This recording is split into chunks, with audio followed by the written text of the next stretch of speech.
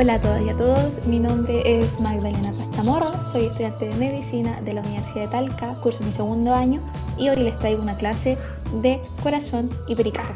Espero que les guste mucho, voy a apagar la cámara para no distraerlos y vamos adelante. En primer lugar les voy a mostrar la hoja de ruta. Como vamos a tratar corazón, vamos a partir inicialmente con corazón y sus generalidades.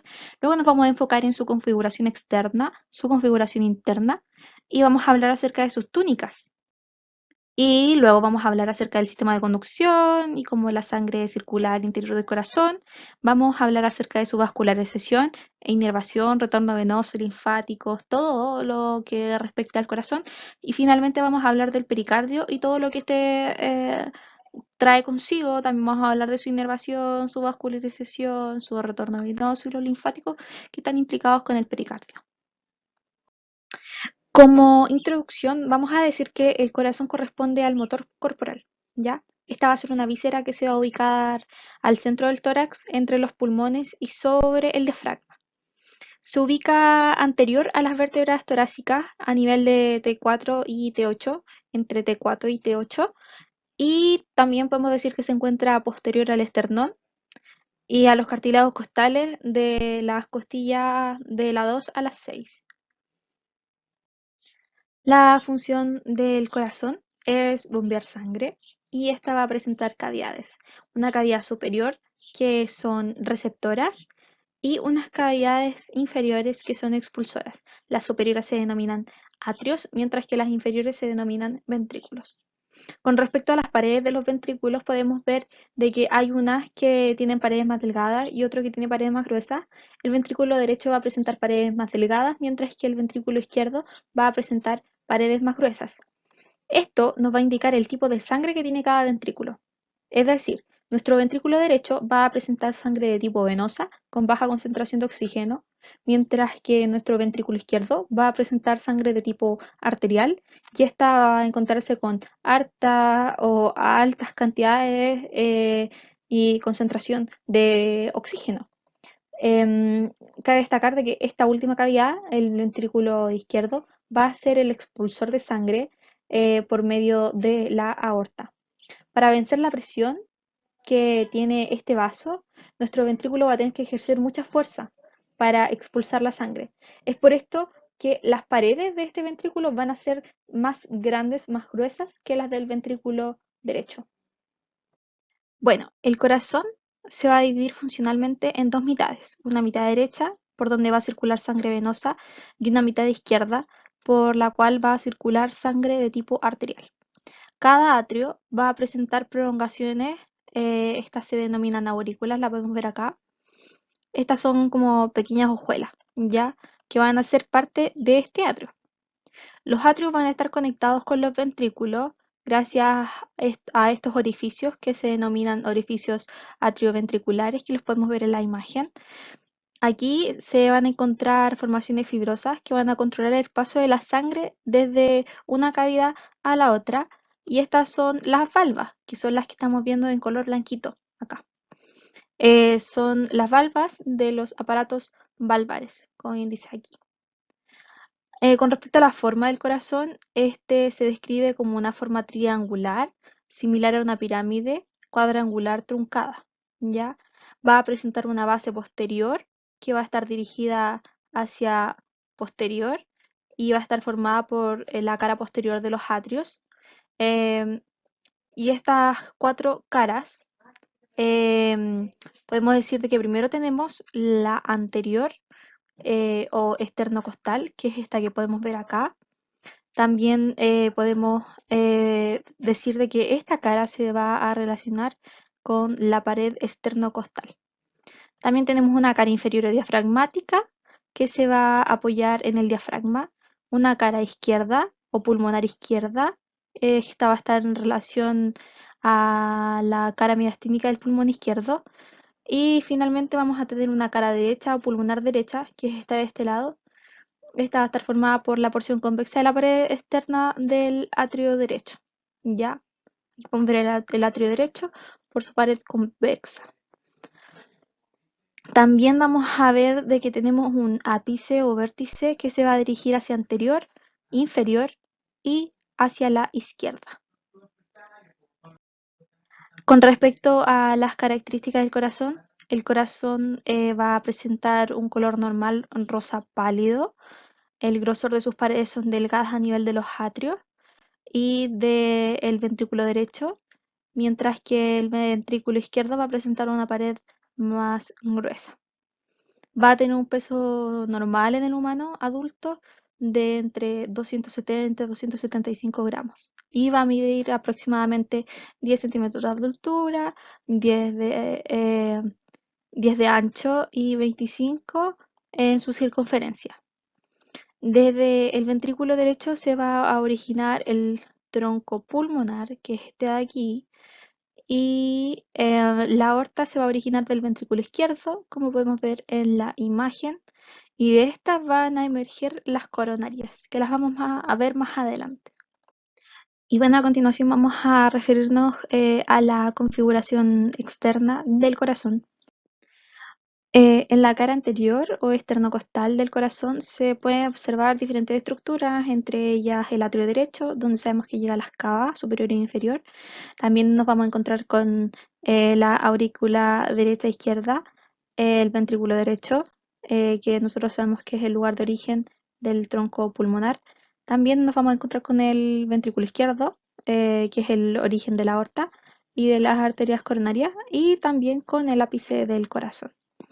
Desde una vista inferior, como lo podemos ver aquí, o disculpen, aquí o aquí, podemos decir que junto con la base del corazón, que está formada por la cara posterior de los atrios, en el atrio izquierdo se ven la formación de las 4 venas pulmonares, que son las que podemos ver en rojito ahí, y las que están señaladas con la flecha, que son 2 derechas y 2 izquierdas. Existe un surco que va a recorrer todo el corazón, separando los atrios de los ventrículos, ¿ya?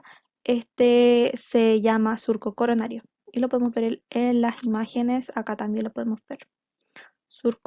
No, bueno, aquí se lo estoy mostrando con el cursor. Entonces tenemos ese surco coronario. Las estructuras que se encuentran sobre ese surco coronario van a ser estructuras receptoras y las que se encuentran bajo ese surco coronario van a ser estructuras expulsoras o bien los ventrículos. Además vamos a encontrar surcos con disposición vertical, ¿ya? Estos se van a denominar surcos interventriculares, porque digo que son muchos o dos, o hablo en plural, es porque estos se encuentran tanto por anterior como por posterior. Entonces vamos a tener un surco interventricular anterior y un surco interventricular posterior. Estos surcos interventriculares están unidos en la incisura del ápice del corazón y esta queda aquí y se va a encontrar aproximadamente a 1 o 2 centímetros a la derecha del ápice del corazón. Entonces tenemos el ápice 1 o 2 centímetros a la derecha, nos vamos a encontrar con la incisura del ápice. Sobre el surco interventricular anterior va a transcurrir la arteria interventricular anterior, llegando a la cara inferior. En relación a la base del corazón que podemos ver en esta imagen, se va a encontrar al surco interatrial. Este es este mismo, interatrial o interauricular, antiguamente llamado. Este dijimos que tiene una disposición vertical, va a separar a los atrios entre sí y solo se encuentra en la base del corazón.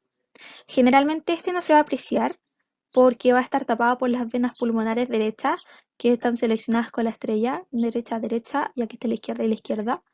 Estas van a pasar sobre este surco, entonces por eso generalmente no lo vamos a poder apreciar. Además se encuentra otro surco con posición vertical llamado surco terminal, que es este que estamos viendo por acá, ubicado a la derecha del sitio de llegada de las venas cavas, ya que a la izquierda, si ustedes recuerdan, vamos a encontrarnos con el surco interatrial. Entonces, cuando veamos un corazoncito, diseccionemos algo, vamos a ver la vena cava superior y a su derecha, mirando desde posterior, nos vamos a encontrar con el surco terminal. pero a la izquierda de nuestra vena cava superior, mirando desde posterior, nos vamos a encontrar con el surco interauricular. Recordemos las estructuras que nos sirven para ubicarlo, las venas pulmonares derechas al interauricular y el surco terminal al atrio derecho, llegando a unirse a la vena cava superior. Además, cabe mencionar de que el margen presenta tres márgenes, ¿ya? Uno de estos márgenes es el margen derecho, que se apoya en todo el diafragma y va a llegar hasta el punto de llegada de la vena cava inferior.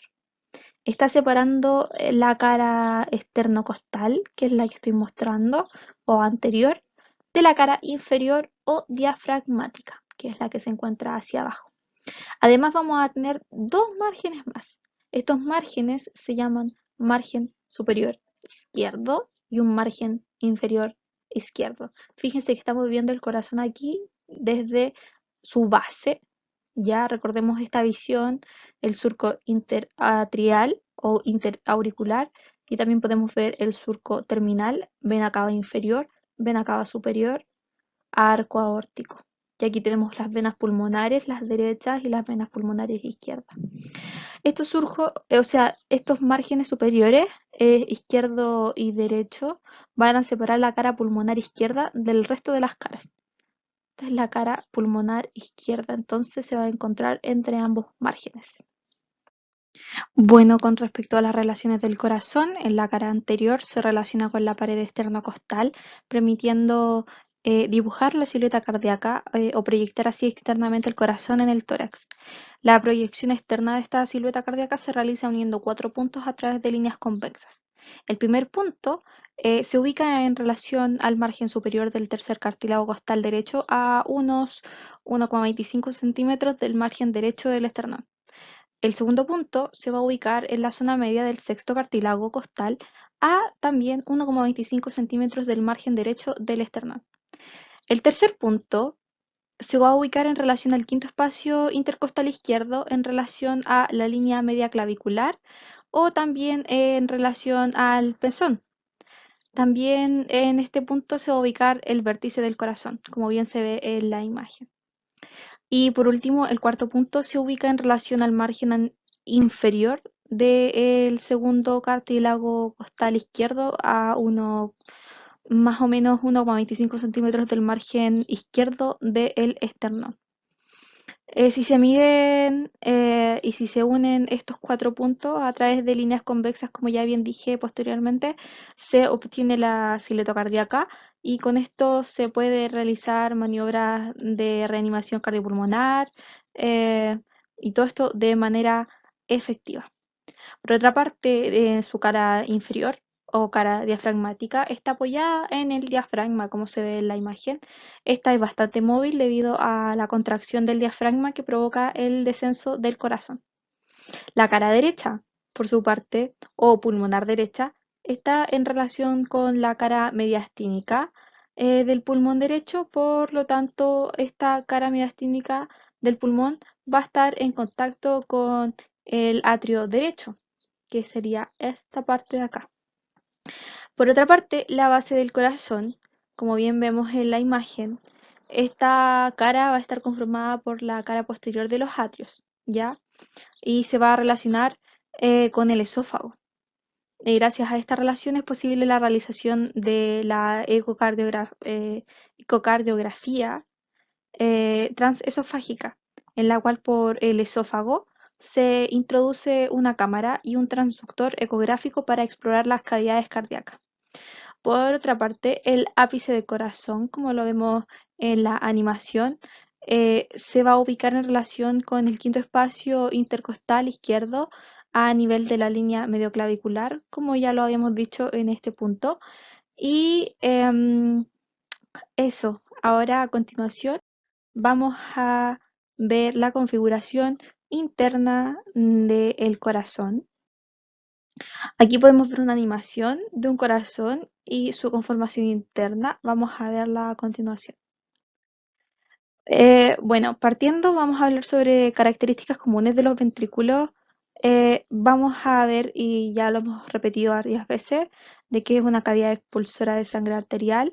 el ventrículo derecho va a expulsar sangre por el tronco pulmonar y el ventrículo izquierdo por la aorta. Con respecto al grosor de sus paredes, el ventrículo izquierdo va a tener un grosor mayor al ventrículo derecho y tanto el tronco pulmonar y aorta van a presentar valvas, que las vamos a ver a continuación. Con respecto a las capas del corazón, si se observa internamente las cavidades ventriculares, como lo estamos viendo en la imagen, se puede ver que tiene una serie de capas, ¿ya? La más interna va a ser el endocardio. La capa media es la más gruesa que tiene el corazón. Esta corresponde al miocardio y la capa más externa o superficial es el epicardio, que se va a encontrar ahí cerca grasa. Y esta capa es lo mismo que decir pericardio seroso visceral. Cuando vemos internamente las cavidades cardíacas se va a encontrar formaciones de miocardio que están envueltas por endocardio llamadas trabéculas carnosas. Estas pueden ser de primer, segundo o tercer orden, dependiendo de dónde se ubiquen o se unan. Las de tercer orden, estas son las más pequeñas y se unen a... Estas van a unir una pared con otra parte, pero de esta misma pared, ¿ya? Estas son más numerosas que las demás. Las de segundo orden, o también llamadas puentes miocárdicos, van a unir una pared con otra pared, ¿ya? Esa es la diferencia. Las de tercer orden se unen, pero en la misma pared, mientras que las de segundo orden van a unirse entre pared y pared. Y las de primer orden, que también se les llaman músculos papilares, estas unen una pared a una valva, como bien lo vemos en la imagen.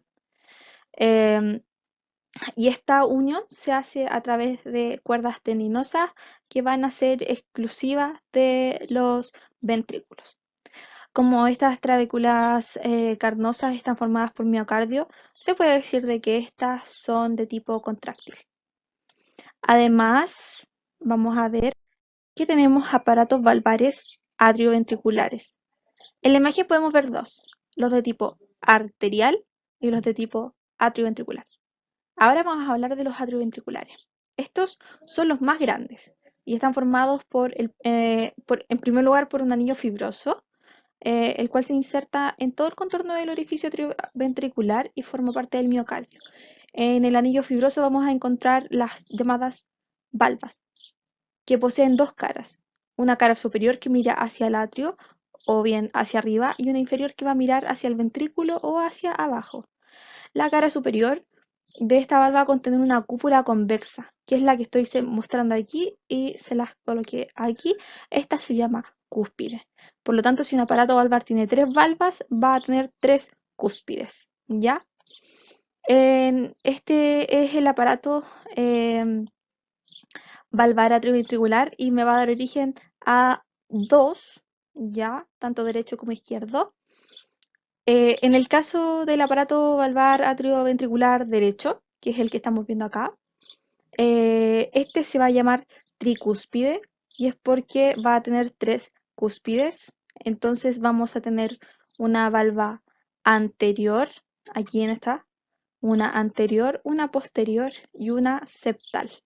Y el aparato valvar atrioventricular izquierdo se le llama aparato valvar bicúspide o mitral. Recuerden, las cúspides tenemos dos acá, no tres.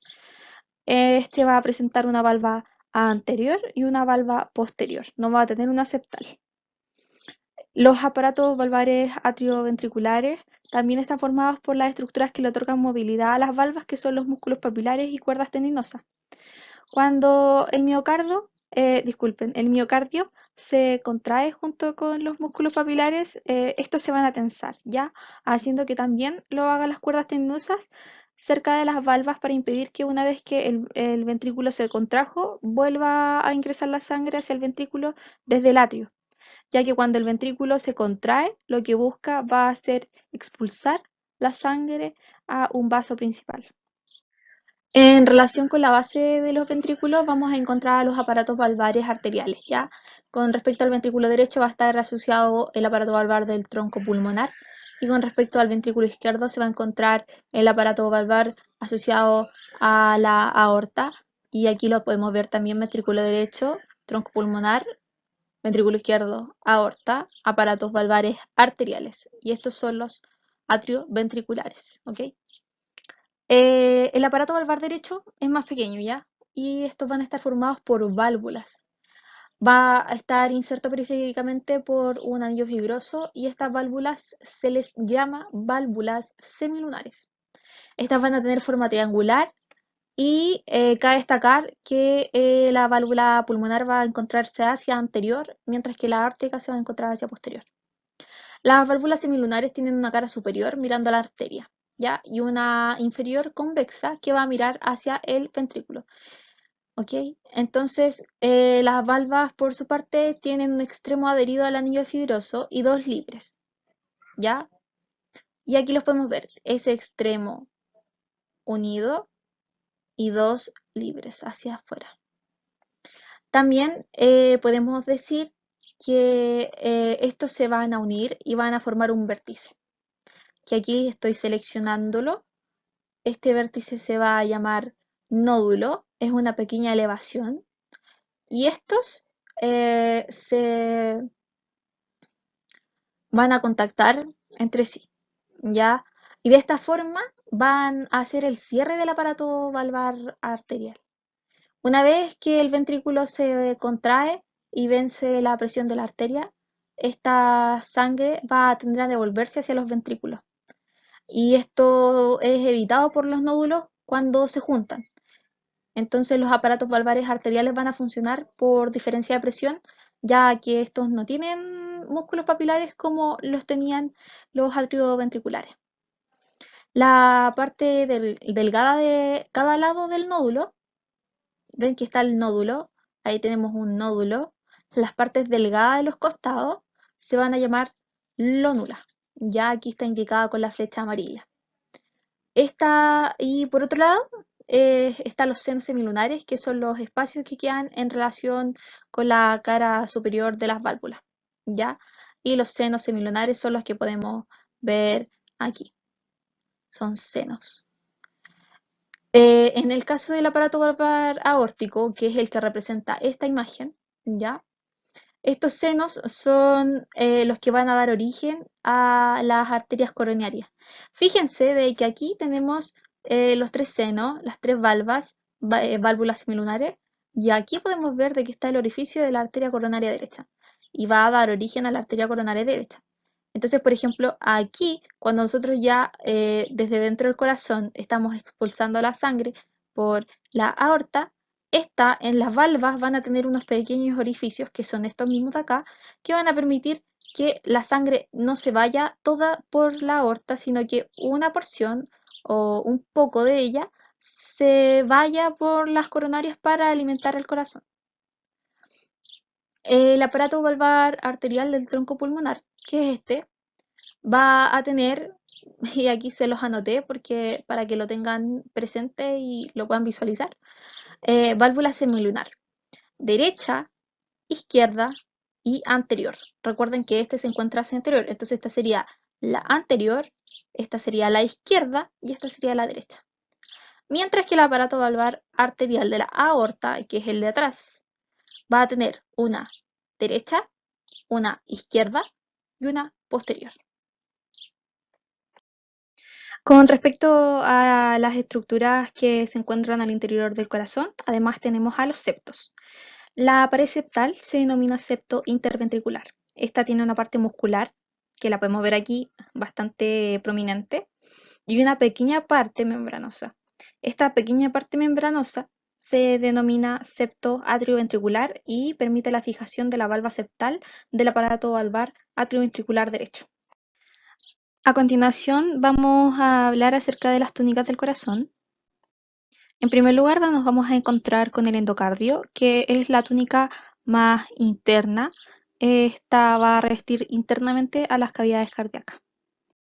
En segundo lugar nos vamos a encontrar con el miocardio, que este va a corresponder a la túnica media y a la más gruesa.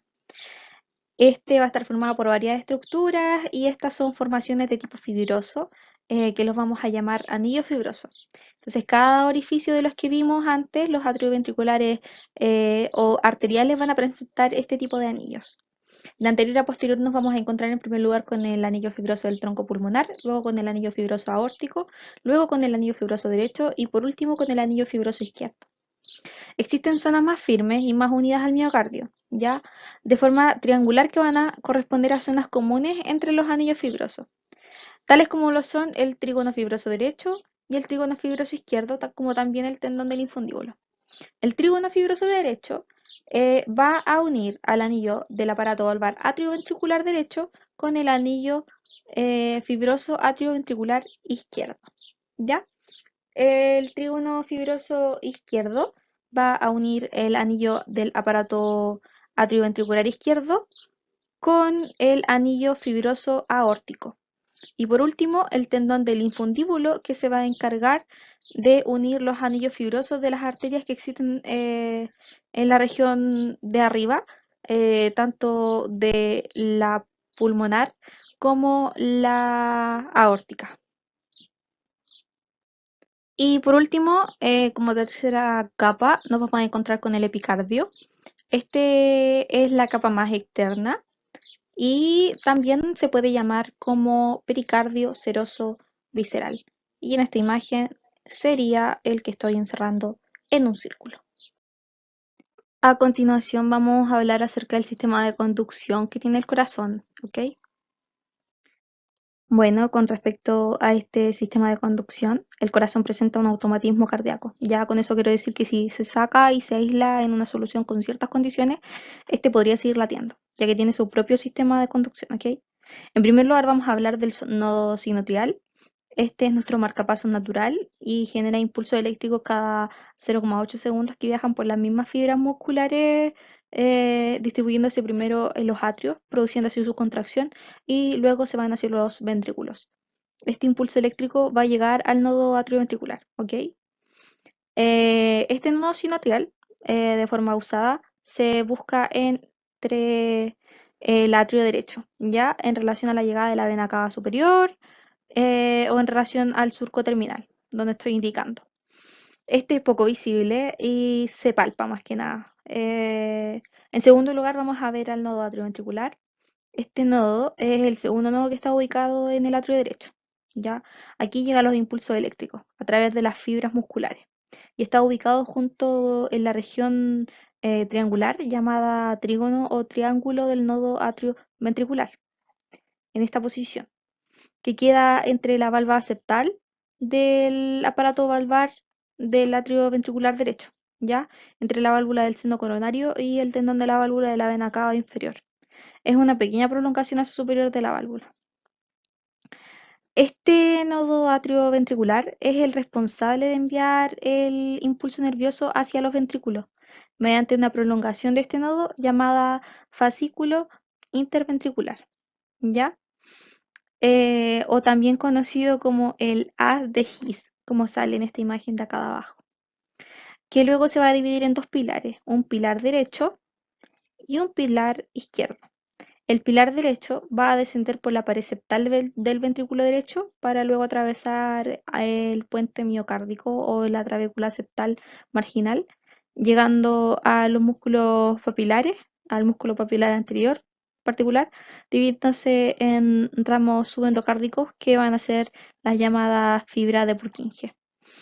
Y el pilar izquierdo, que es el que se va para arriba, atraviesa el septo interventricular para llegar al ventrículo izquierdo, donde se va a dividir en ramos subendocárdicos formando la red de Purkinje, al igual que en el pilar derecho. A continuación vamos a ver la vascularización e inervación del corazón. Vamos a partir con la irrigación. Este corazón va a estar irrigado a partir de las arterias coronarias, las cuales son pequeñas arterias que se originan de la primera parte de la aorta ascendente. Estas arterias coronarias, recuerden que se originan de los senos semilunares, del mismo lado, ¿se acuerdan? Es decir, que la arteria coronaria derecha se va a originar del seno semilunar derecho y la arteria coronaria izquierda se va a originar del seno semilunar izquierdo. Vamos a partir hablando de la arteria coronaria izquierda. La arteria coronaria izquierda es más corta que la derecha. Si bien la arteria coronaria izquierda mide aproximadamente 1 centímetro y luego se va a dividir en dos ramas terminales, ya una rama interventricular anterior que va por acá y otra llamada rama circunfleja que va por allá. La rama interventricular anterior dará como ramas colaterales a la rama lateral que va a irrigar la pared anterior del ventrículo izquierdo. También vamos a ver que esta rama va a dar origen a la rama del cono arterioso, que pueden ser hartas arterias que van a estar irrigando la pared anterior del ventrículo derecho.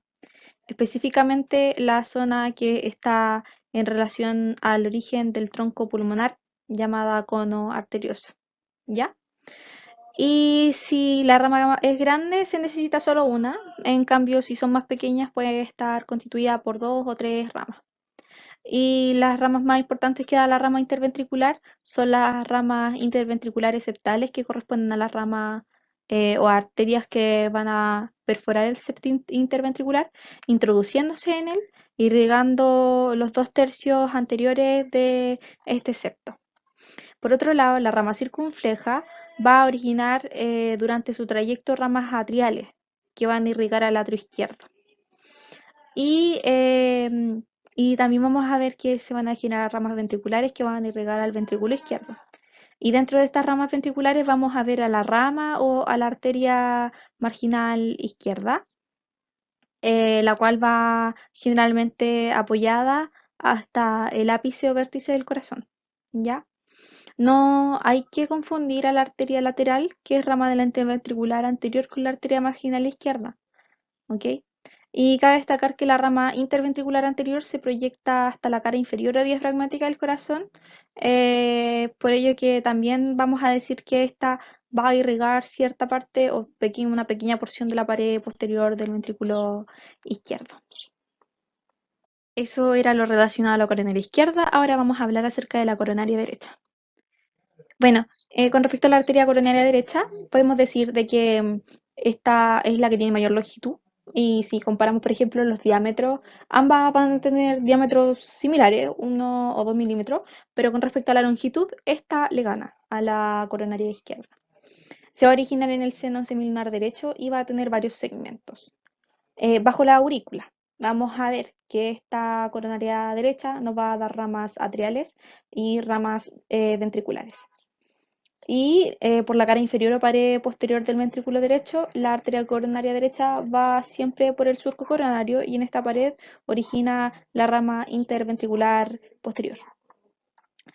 También tenemos que hablar acerca de las ramas atriales. Enfoquémonos en ella un poco. Estas van a ser las que irriguen al nodo sinoatrial y atrioventricular. Y entre ellas vamos a tener la rama del nodo sinoatrial y la rama del nodo atrioventricular. Y con respecto a las ramas ventriculares, estas son importantes y van hacia la pared anterior del ventrículo derecho. ¿Ya?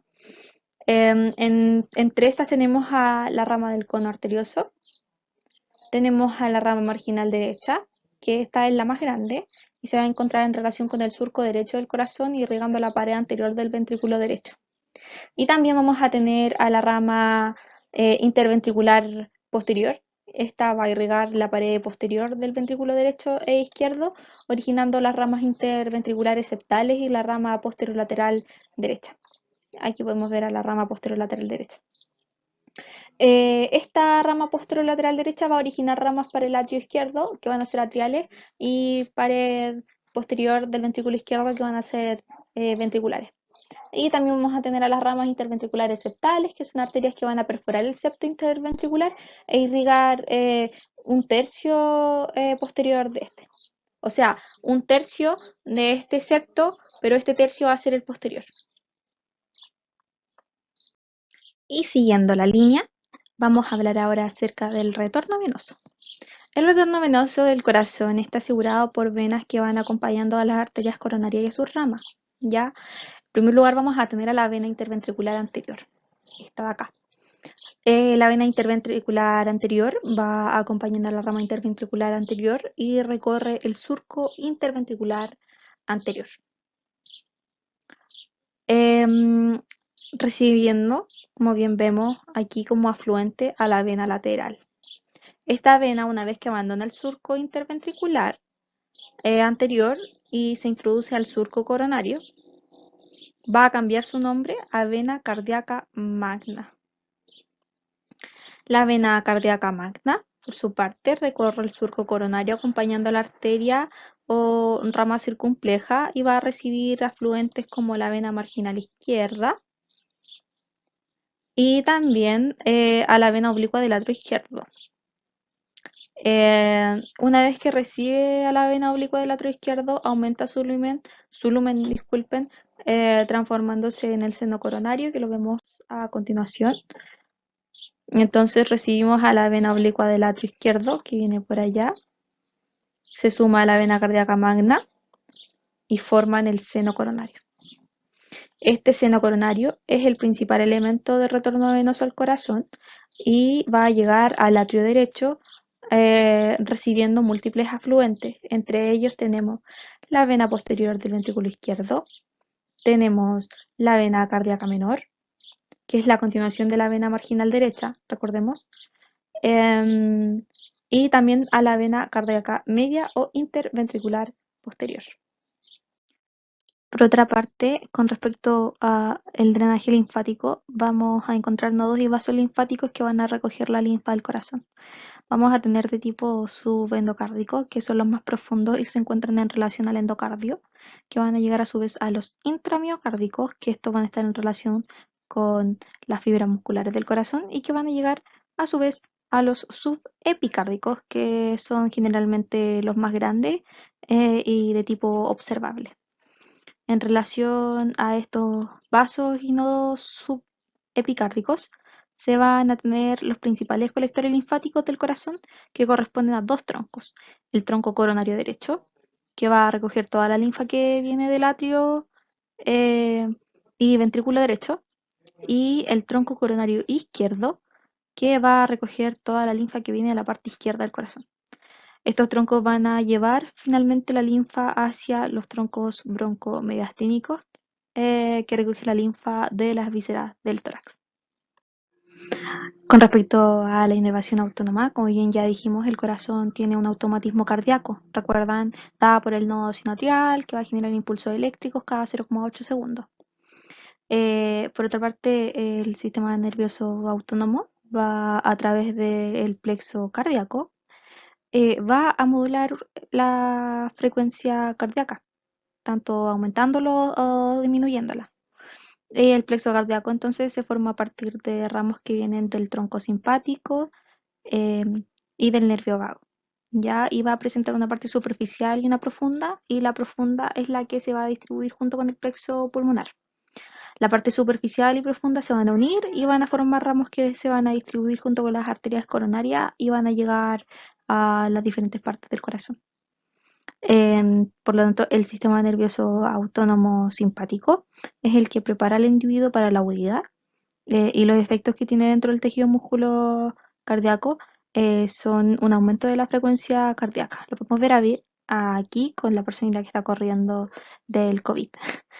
Y arriba, representando a esa mujer que está en reposo, el sistema nervioso autónomo parasimpático que está en relación con el nervio vago va a producir una disminución de la frecuencia cardíaca en situaciones de reposo. También nos podemos referir a las capacidades de las cavidades cardíacas en términos numéricos. Con respecto a los atrios, el atrio derecho tiene una capacidad de 110 cc, mientras que el izquierdo 100 cc. Y esto se debe, o esta diferencia se debe, a que la capacidad se va a deber al grosor del endocardio del atrio izquierdo. ¿Ya? Esto debido a que como va a ingresar sangre arterial con mayor volumen, este va a ser más pequeño. Y con respecto a los ventrículos, el ventrículo derecho tiene 160 cc de capacidad, mientras que el izquierdo es 143. Y la diferencia entre la capacidad de ambos se debe al grosor de las paredes. El ventrículo izquierdo va a poseer paredes mucho más gruesas que el ventrículo derecho. Y con respecto a la contracción de las cavidades cardíacas, la sangre es recorrida a través de las venas cavas, llegando al atrio derecho, pasando al ventrículo derecho. De este se va a expulsar a través del tronco pulmonar, como bien se muestra en el GIF, hacia las arterias pulmonares para llevar esta sangre a reoxigenar en los pulmones. Posteriormente la sangre oxigenada va a ingresar al corazón a través de las venas pulmonares que llegan al atrio izquierdo y van a pasar al ventrículo izquierdo, del cual sale por la aorta distribuyéndose la sangre a través de las distintas arterias a todo el cuerpo. Entonces la contracción de las caídas cardíacas se va a denominar como sístole, mientras que la relajación se va a denominar como diástole. Ahora, como ítem final, para finalizar esta clase, vamos a hablar acerca del pericardio. El pericardio es una membrana fibroserosa que va a cubrir externamente al corazón y a los vasos sanguíneos que están saliendo e ingresando a este pericardio. Estos vasos son vena cava superior e inferior, tronco pulmonar y aorta, que los podemos ver aquí, vena cava, aorta. Eh, Este va a presentar dos formaciones, va a presentar un pericardio fibroso y un pericardio seroso. El pericardio fibroso es el que se encuentra en relación con las paredes y vamos a tener un pericardio seroso que va a estar en contacto con la víscera y va a presentar dos hojas. Una hoja parietal, que es la que se aprecia en la imagen, que se encuentra pegada a la cara interna del pericardio fibroso, y una hoja visceral o epicardio, es la más externa del corazón y se encuentra pegada al corazón. Entre el pericardio seroso visceral y parietal va a quedar una cavidad pericárdica donde se encuentra el líquido pericárdico, aproximadamente entre 15 y 50 ml, y este va a servir para lubricar las hojas serosas para permitir que el corazón se pueda mover libremente. Con respecto a la cavidad pericárdica, ahí está, en esta cavidad se van a encontrar algunos espacios, ¿ya? Y el primero que podemos encontrar es el receso preaórtico, que es un espacio que se encuentra anterior a la aorta ascendente. Aquí. También vamos a tener el seno transverso del pericardio, que es el que se encuentra aquí, y este es un espacio que queda entre las venas pulmonares superiores y el tronco pulmonar. También nos vamos a encontrar con el seno oblicuo del pericardio, que este es un espacio que va a quedar entre las venas pulmonares de forma oblicua que llega hasta la vena cava inferior. Estos espacios pequeños van a servir para trabajar en el corazón como en el seno transverso del pericardio, que permite introducir un dedo para realizar algún procedimiento quirúrgico que involucre las arterias o a las venas pulmonares. También podemos decir que tenemos elementos de fijación. Este pericardio va a estar fijado ya gracias a unos ligamentos. Entre estos nos vamos a encontrar con el ligamento vértebro-pericárdico, que es este de acá, en la imagen. Este une al vértice del pericardio con la vértebra torácica, ¿ya? También tenemos a los ligamentos externo-pericárdicos, que son los de acá, y estos son ligamentos que van desde el esternón al pericardio, como bien dice su nombre. Y por último tenemos a los ligamentos freno-pericárdicos que van a unir al diafragma con el pericardio. Con respecto a la vascularización y al retorno venoso, el pericardio va a estar irrigado principalmente a partir de la vena pericardiofrénica y con respecto al retorno venoso es la vena pericardiofrénica y esta es un afluente de las venas brachiocefálicas y va a ir acompañando a la arteria pericardiofrénica. Y con respecto al drenaje linfático, este se va a producir a través de múltiples nodos linfáticos. Ya existen unos que se encuentran delante del pericardio, denominados linfáticos mediastínicos anteriores, que llevan la linfa hacia los nodos linfáticos preesternales. Y finalmente toda esta linfa de las vísceras del tórax va a llegar al tronco bronco mediastínico. Y por último, la inervación va a estar dada tanto por el nervio frénico como por el plexo cardíaco. La inervación que nos da el nervio frénico es de tipo somática, mientras que la del plexo cardíaco va a ser de tipo autónoma, que como bien aquí dice, la vimos hace algunos minutos. Y aquí vamos a poder encontrar el plexo cardíaco y los nervios frénicos, tanto el derecho como el izquierdo, nos van a aportar inervación para este pericardio. Y finalmente doy por finalizada esta clase. Acabamos con el ciclo de tórax, vimos las clases de respiratorio, vimos las clases de generalidades, mediastino y acabamos con esta de corazón. Espero que les haya gustado mucho, que se suscriban al canal, le den like al video y activen la campanita para que YouTube les avise cada vez que subamos un video. Gracias por su atención por allá y nos vemos en la próxima. Chao, chao, adiós, cuídense mucho. Chao, chao.